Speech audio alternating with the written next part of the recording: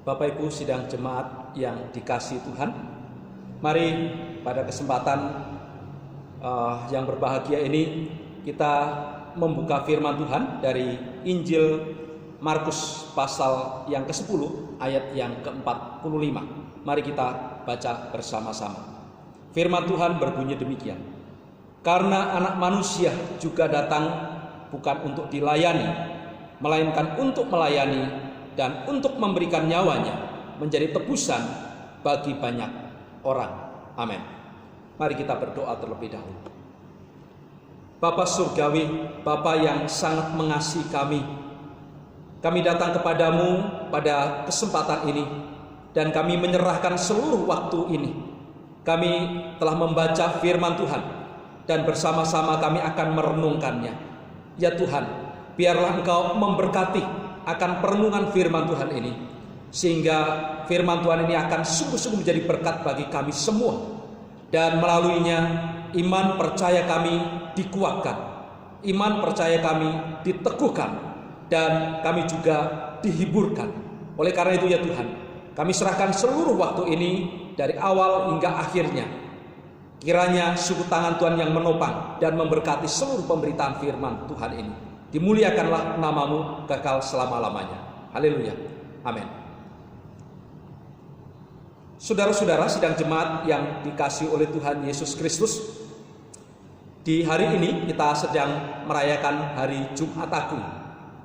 Perayaan Jumat Agung tahun ini sangat-sangat berbeda dari biasanya. Karena tahun-tahun sebelumnya, Bapak Ibu Saudara, kita merayakan Jumat Agung bersama dengan saudara-saudara seiman di rumah Tuhan, di gereja Tuhan. Kita berbondong-bondong pergi ke rumah Tuhan untuk beribadah bersama-sama. Tetapi pada sore ini kita merayakan Jumat Agung di rumah kita masing-masing.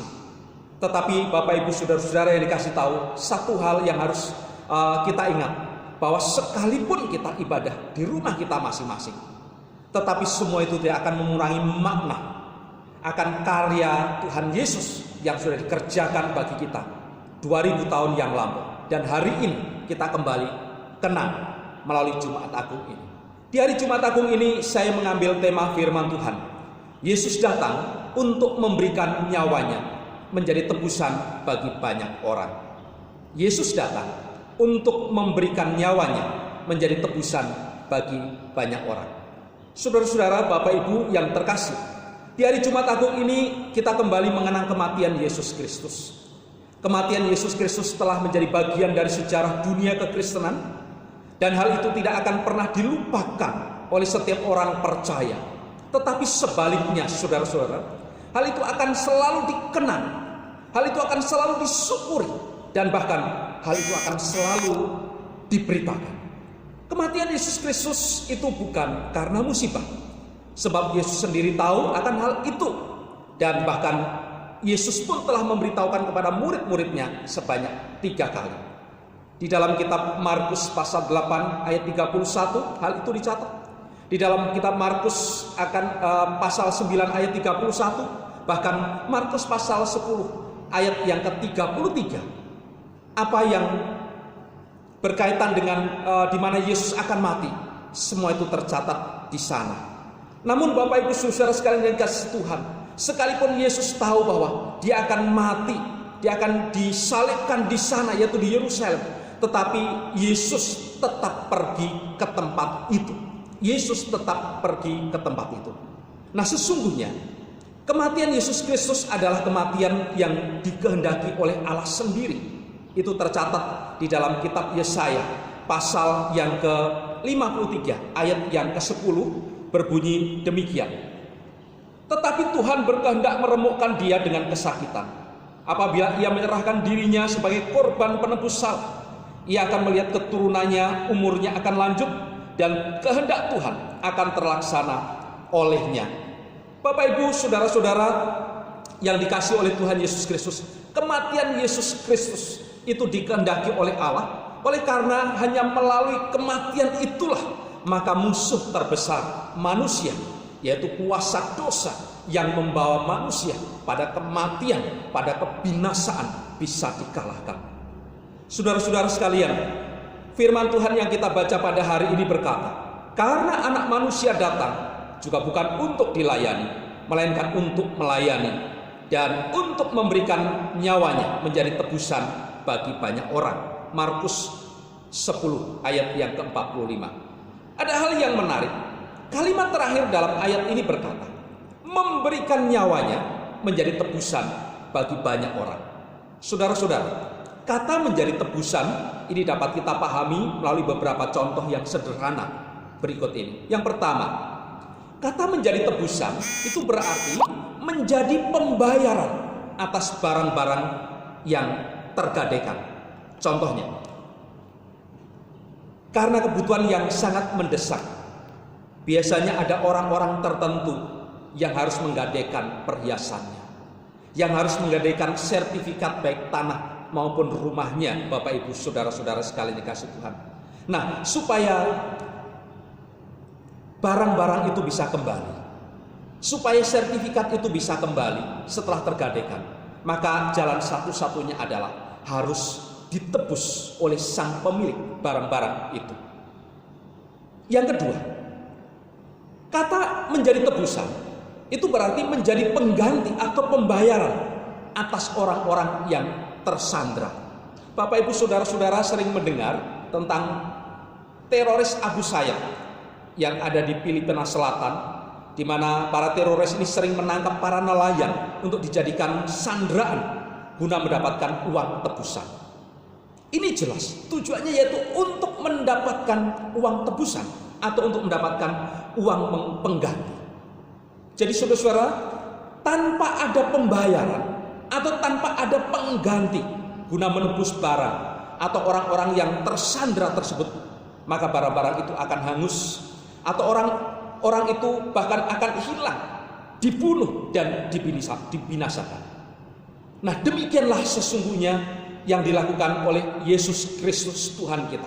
Kematian Yesus Kristus di kayu salib itu adalah untuk membayar atau untuk mengganti hukuman yang seharusnya setiap manusia terima karena dosa-dosanya di hadapan Allah. Nah, karena sudah dibayar, karena sudah diganti oleh kematian Yesus Kristus, maka kita dibebaskan. Maka manusia yang percaya itu dibebaskan dari segala tuntutan hukum mati karena dosa-dosa di hadapan Allah. Saudara-saudara, Bapak Ibu sidang jemaat yang dikasih Tuhan, mari kita mencoba merenungkan hal berikut ini. Pernahkah Bapak Ibu saudara-saudara membayangkan tentang orang-orang yang menjadi terpidana mati dan sedang menunggu pelaksanaan hukuman mati itu? Bagaimana kira-kira perasaan Bapak Ibu saudara-saudara jikalau Bapak Ibu saudara ada pada posisi mereka sedang menunggu waktu pelaksanaan hukuman mati, sedang menunggu waktu atau pelaksanaan hukuman mati? Bapak Ibu saudara, tentu membuat hati ini, membuat pikiran ini menjadi gentar, tentu membuat hati ini dan pikiran kita menjadi gelisah, dan bahkan tentu membuat segalanya tentang hidup kita itu menjadi tidak menentu. Bapak Ibu sedang jemaat yang dikasih Tuhan. Kenapa? Karena sebentar lagi kematian akan tiba, hukuman mati akan dilaksanakan. Nah, sebenarnya ketika kita merenungkan akan hal itu, sesungguhnya posisi kita di hadapan Allah ketika kita renungkan dari hati yang paling dalam, maka sesungguhnya kita itu sama dengan para terpidana mati yang sedang menunggu pelaksanaan hukuman mati itu. Tetapi karena kematian Kristus itu telah menjadi pengganti bagi kita, maka kita dibebaskan. Bapak Ibu saudara sekalian dikasih Tuhan, kita dimerdekakan, dan bahkan kita bisa sekarang ini bisa tersenyum, kita bisa bersukacita, dan bahkan hati kita bisa tenang dan kita juga bisa berbahagia. Saudara-saudara, saya punya beberapa gambar yang ingin saya tunjukkan kepada Bapak Ibu saudara-saudara sekalian. Ini gambar pertama, ya. Ini gambar pertama, Bapak Ibu bisa perhatikan, ya. Ini gambar yang pertama. Ini adalah ikan, Bapak Ibu saudara-saudara yang dikasih Tuhan, ya. Ini gambar ikan, ikan salmon namanya. Nah, ikan salmon sangat menarik bukan ya? Nah, ikan salmon ini memiliki pola hidup yang sangat unik dan menarik, saudara. Ikan salmon itu adalah ikan yang hidup di lautan. Tetapi pada saat ikan salmon itu akan bertelur, saudara, maka ikan salmon itu ternyata tidak bertelur di lautan. Tetapi ikan salmon itu akan pergi ke hulu sungai. Dia akan mencari hulu sungai. Dan kemudian dia akan pergi ke sungai-sungai. Dan bahkan ikan salmon itu harus mengadakan perjalanan yang begitu jauh. Bahkan dia harus berjuang dengan berat. Kenapa? Karena dia harus melewati arus-arus sungai yang deras. Ini gambar yang kedua. Arus-arus sungai yang deras di mana dia harus loncat dan kemudian dia harus terus berjalan mencari tempat air tawar dan air yang tenang. Nah, kemudian Bapak Ibu sidang jemaat yang dikasihi oleh Tuhan, bukan hanya sampai di situ perjuangan ikan salmon itu.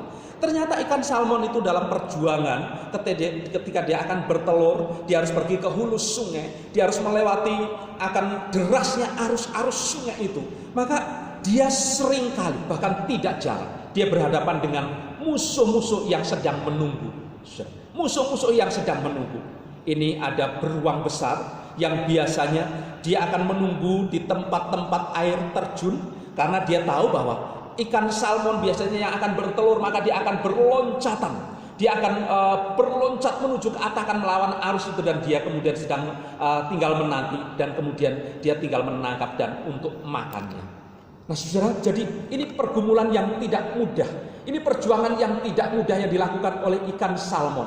Dan apalagi Bapak Ibu saudara, ketika ikan salmon itu, gambar bagian bawah, setelah dia berhasil melewati arus sungai yang panjang, arus sungai yang deras, saudara, maka ikan salmon itu akan sampai pada satu tempat. Kalau dia berhasil sampai pada satu tempat itu, dan kemudian ikan salmon itu yang betina akan bertelur, dan telurnya sangat banyak. Ada catatan bahwa telurnya itu bisa sampai 5.000.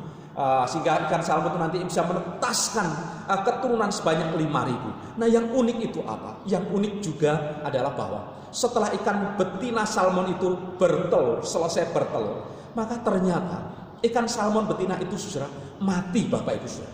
Ikan salmon betina itu mati, dan kemudian telur-telur itu dijaga oleh ikan salmon jantan. Ikan salmon jantan menjaga telur-telur ikan salmon betina itu sampai menetas.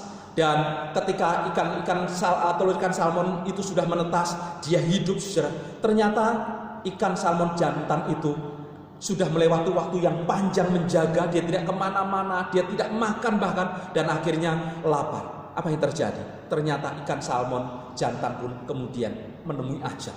Ikan salmon jantan pun akhirnya harus mati karena lelah, karena tidak makan, lapar, dan mati. Dua-duanya mati. Ikan salmon jantan mati, ikan salmon betina mati. Sebuah perjuangan yang dilakukan oleh ikan salmon dari lautan. Dia pergi ke hulu sungai, dia melawan arus-arus, bahkan dia harus siap untuk melewati akan segala mara bahaya yang siap untuk menghadang dan bahkan membunuh dan memakan mereka. Tetapi ketika mereka berhasil, ternyata akhirnya mereka bertelur dan kemudian mereka pun mati. 2 ikan salmon mati, tetapi ada keturunan yang begitu banyak, dan itu akan menjadi keturunan ikan salmon yang hidup dan kemudian dia akan kembali ke laut. Saudara-saudara, sungguh satu perjuangan, sungguh satu tindakan karya yang luar biasa, dan ini bisa menjadi gambaran ketika di hari Jumat Agung ini Bapak Ibu kita sedang mengenang akan kematian Yesus Kristus. Bagaimana Yesus Kristus ditangkap di Taman Getsemani, bagaimana Yesus diadili, bagaimana Yesus dicacak, bagaimana Yesus diludahi, bagaimana Yesus dipukul, bagaimana Yesus dibuka pakaiannya, diperlakukan secara tidak manusiawi, dan akhirnya dia harus memikul salib menuju ke Golgota, dan di sana dia disalibkan. Saudara, untuk apa sebenarnya? Seperti gambaran ikan salmon tadi, seperti gambaran ikan salmon tadi, bahwa semua itu dilakukan oleh ikan salmon demi masa depan anak-anaknya, supaya hidup dan terus berkembang biak menjadi banyak. Yesus melakukan karya yang terbesar di sepanjang sejarah manusia, di mana dia rela mati disalibkan, adalah untuk kita semua, menjadi pengganti bagi kita, untuk keselamatan kita. Seharusnya kita dihukum, tetapi karena dia sudah menggantikan kita, maka kita tidak dihukum, tetapi kita dibebaskan, kita diberi keselamatan bahkan. Dan hari ini kita berbahagia karena karya daripada Tuhan Yesus Kristus itu. Saudara sidang jemaat sekalian yang terkasih di dalam Tuhan Yesus Kristus, setiap kali kita merayakan hari Jumat Agung, hati kita memang menjadi sedih dan pilu, sebab kita sedang turut merasakan betapa beratnya penderitaan yang harus Tuhan Yesus Kristus pikul, Tuhan Yesus Kristus tanggung. Tetapi sesungguhnya kepedihan dan kesedihan itu harus berubah menjadi luapan rasa syukur, saudara-saudara, menjadi luapan rasa syukur dan bahagia. Sebab melalui kematiannya itu, saudara, yang dikasih oleh Tuhan Yesus Kristus, dia telah membayar dosa-dosa kita. Dia telah menggantikan kita semuanya.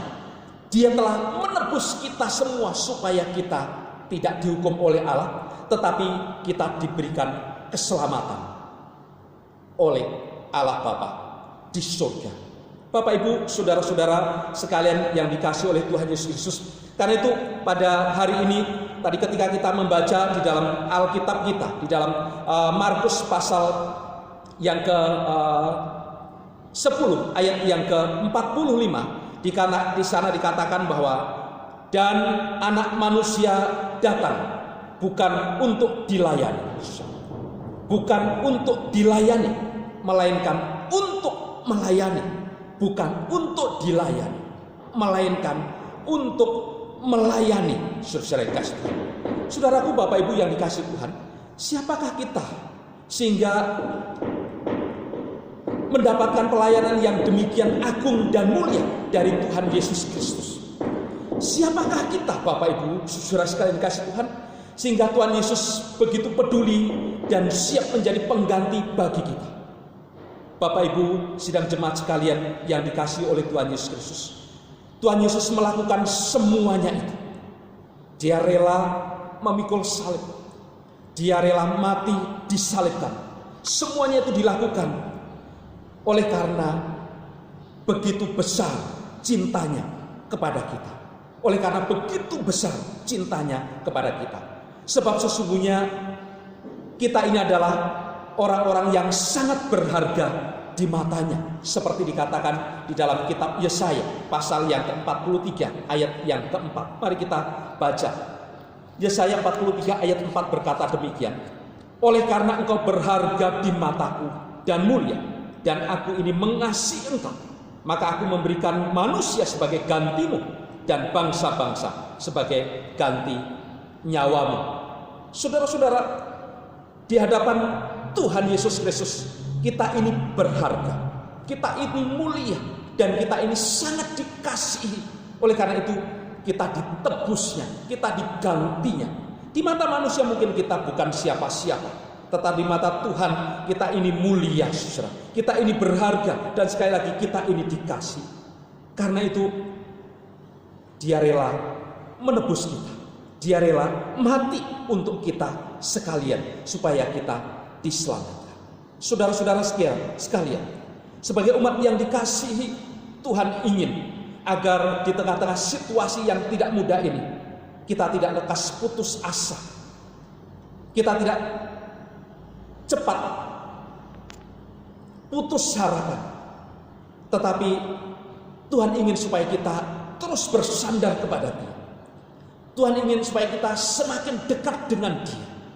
Tuhan ingin supaya kita menantikan pertolongan-Nya, karena Tuhan yang sudah menggantikan kita, tentu Tuhan akan menjadi Tuhan yang care bagi kita di sepanjang kehidupan kita sampai kita kembali kepadanya. Nah, sebagai umat yang ditebus dan dikasih juga, saudara, Tuhan juga ingin supaya kita menjadi pengikutnya yang siap mengikuti keteladanan, yaitu siap melayani,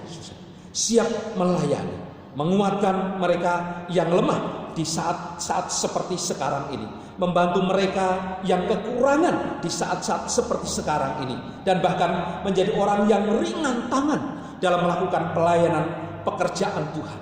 Tetapi kiranya setiap pelayanan-pelayanan itu bukan kita lakukan untuk mengejar kedudukan atau posisi seperti yang dikehendaki oleh anak-anak Zebedius, yaitu Yakobus dan Yohanes. Tetapi semua itu kita lakukan, saudara, biarlah itu karena rasa syukur kita, karena rasa sukacita kita, karena rasa cinta kita kepada Tuhan, karena Tuhan telah menyelamatkan kita, karena Tuhan telah menyatakan karya terbesarnya melalui jalan salib, dan semuanya itu adalah untuk keselamatan bagi kita.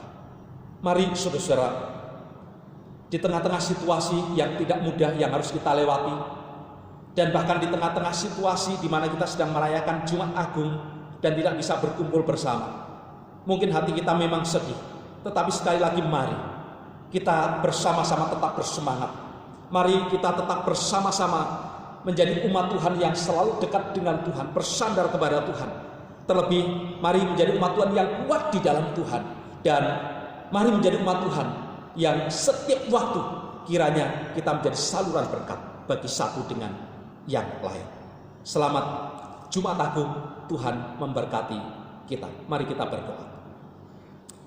Bapa di surga, kami berterima kasih untuk kebenaran firman yang diberitakan ini.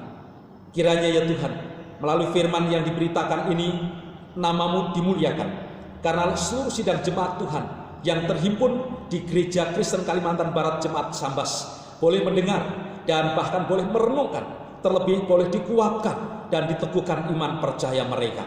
Dan sungguh seperti yang Tuhan firmankan, bahwa setiap firman yang keluar dari mulut Allah tidak akan pernah kembali dengan sia-sia. Karena itu kami bersyukur jikalau hari ini kami terberkati lewat pemberitaan firman Tuhan ini. Kami mengucap syukur dan berdoa di dalam nama Tuhan Yesus Kristus. Amin.